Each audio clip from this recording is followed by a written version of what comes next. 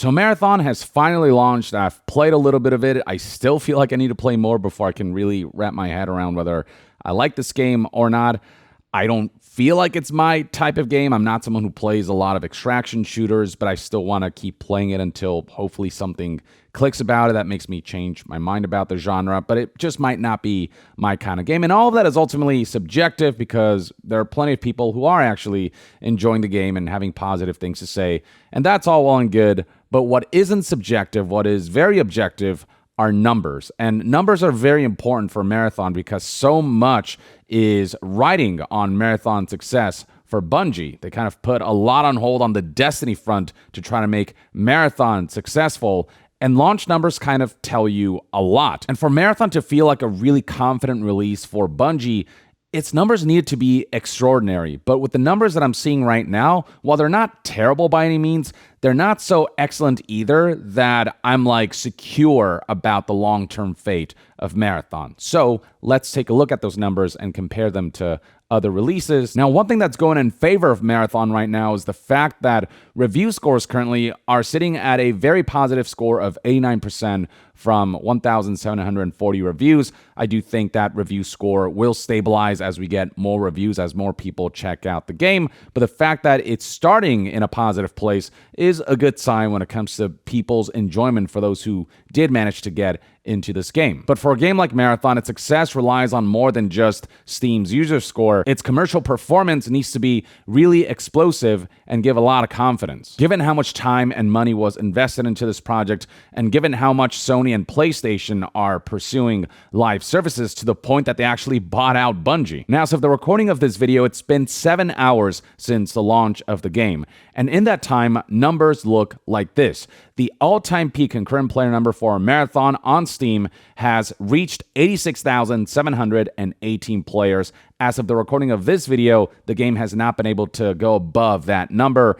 And while a lot of people are still playing the game, judging by how there are 83,000 players checking the game out right now, unless the game sees a ton of positive buzz and word of mouth, we may very well see that this all-time peak will not change. Now, in a previous video, I discussed the server slam numbers and how that was a bit concerning because the server slam was basically the game being open to the public for free. And the numbers surrounding that looked like this: an all-time peak of 143,621 players. And that number you can see decreased pretty steadily over time until the server slam ended. And my evaluation on whether Marathon could be a confident long-term success or a live service to be concerned about was whether the all-time peak numbers for the final version of Marathon, the one that charges $40, if the numbers surrounding the final launch would hold up to or surpass the numbers of the server slam. That, I think, dictates whether a live service managed to garner a mass level of interest that indicates like long-term retention and engagement. And that's a test that Marathon's launch actually failed. Its launch numbers did not achieve the numbers that the server slam did. And yes, the server slam is free, but it's also an open beta. And usually when a live service is hyped up enough, at launch, when the final game comes out, a lot of people will flood it, and for really successful live services, the launch numbers will tend to surpass the free beta numbers. One of the best indicators of that is none other than Marathon's own competition, Arc Raiders, whose playtest, as you can see right here, peaked at 199,668 players. And then when the game launched at that premium price point of $40, on the first day, it managed to significantly surpass the free playtest numbers, with the game peaking at 264,673 players on launch day. And then since then, that peak has only increased and those numbers have only maintained and continue to be really impressive. Marathon, meanwhile, on launch day, it would seem as though it will peak at 86,718 players. And only time will tell whether over the course of days that all-time peak will be surpassed with each passing day until that number stabilizes, or worst case scenario, whether we'll start to see that number depreciate and never see this level of engagement, which is already not as good as some of the competition that's out there. And then there's comparing Marathon's numbers to Bungie's own numbers from past releases.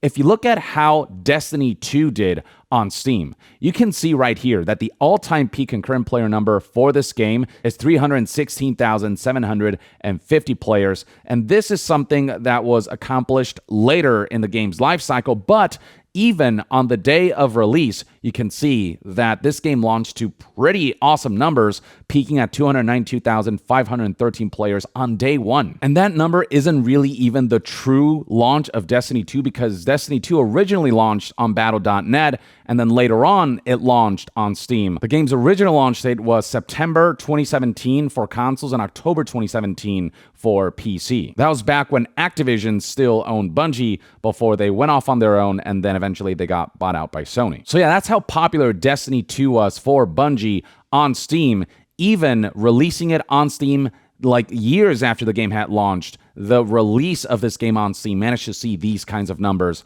Marathon is doing a fraction of that. And then you look at other releases like, say, Battlefield 6, which launched in the last few months. The open beta for that game peaked at 521,079 players, and then the actual final launch of the game peaked at 747,440 players. Those are the kinds of numbers that makes you confident about a live service's long-term viability. Marathon's numbers here, again, not terrible, but confidence inspiring that this is secure for the long term.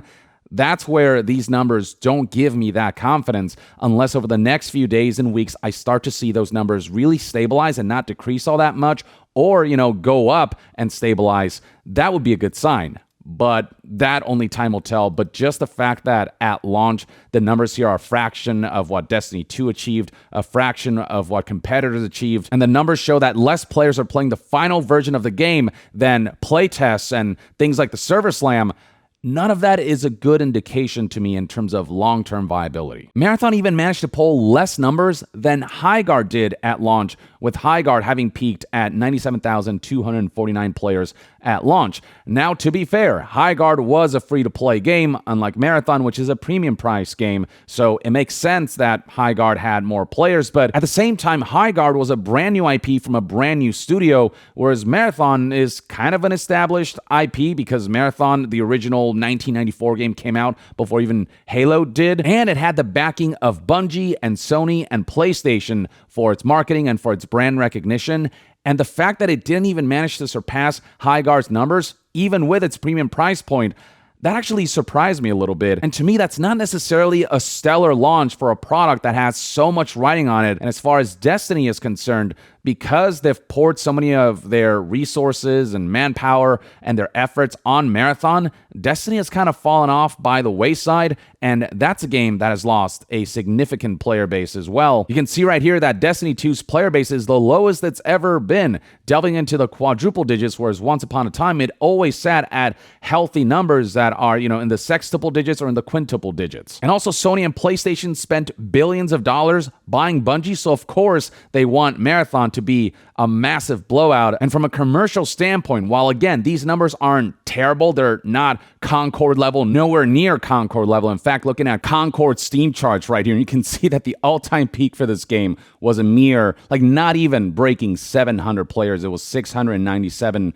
players. Marathon is doing orders of magnitude better than Concord is, and it definitely has a lot more hope to survive in the long term than Concord ever did. That doesn't change the fact that the bar when it comes to how successful Marathon needs to be commercially are really high. There's a lot at stake here. If the stakes weren't as high, I would look at Marathon's numbers and be like, oh, that's all right. But given how there is an understanding for the stakes surrounding Marathon for Bungie and for Sony and PlayStation, I don't know that I can look at these numbers and say Marathon is doing well by the standards and expectations of executives within Bungie and within Sony and PlayStation. That's where, from that perspective, I'm like, I don't feel like Marathon is going to meet PlayStation and Sony's expectations. And that's the thing. At the end of the day, what makes a game commercially successful is purely defined by what the companies expect, not just the raw numbers. I mean, there are AAA games out there that have sold 5 million units, but that still wasn't enough. And that performance was still deemed to be a disappointment on the part of the corporate executives who had a very specific bar that they hoped the game would meet and if not exceed. And I feel like with these numbers, Marathon is kind of sitting in that area where this is not necessarily an indication that the game is dead on arrival, nowhere close. But will it be sustainable in the long term to justify the costs associated with it and to be able to justify the commercial success expectations that Sony and Bungie had for it. I mean, even looking at Helldivers 2, which is Sony and PlayStation's most successful live service release, on Steam, you can see that the charts for that game, this is what a major success looks like. An all-time peak concurrent player number of 458,709 players. And that player base, while, it's dipped significantly since then, you can see that, it's fluctuated up and down. And even now, it's retaining mid-quintuple digit numbers that aren't too far off from Marathon's launch numbers. No matter what the sentiments may be surrounding Marathon, and while I still commend Bungie for all of the feedback that they've taken since the game's announcement and how much they've improved this experience, the numbers still ultimately don't lie. And these numbers put Marathon, I think, in a bit of a precarious position. It's by no means a sure thing that Marathon is destined to die off, but also these numbers don't indicate that its long-term viability and success will also be a sure thing.